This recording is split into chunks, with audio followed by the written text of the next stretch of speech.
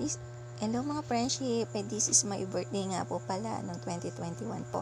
Yan po yung mga kuha ko po nun sa office po. Sinurprise po ako ng mga office mates ko, pinigyan ng cake. At meron po silang muntik na regalo. Uy, diba may parigalo pa ang aking mga office mates. Ganyan po sila alalahanin.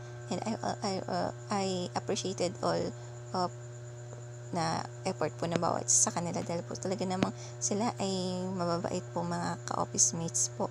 At pagdating ko naman po ng bahay, ito naman po ang na-receive ko mula sa aking asawa. Maraming pong salamat sa aking asawa at lagi niya po akong naalala ang aking kaarawan. Yan po, binigyan niya po ako ng flowers. Ang ganda-ganda po ng flowers. Talaga naman pong colorful po ng flowers at saka po may pabalon pa, o diba? At may papakik pa talaga. Hindi po talaga nakakalimutan ang aking asawa, kaya naman po love ko yung asawa ko po niyan. Yun lang po. And thank you po and God bless po.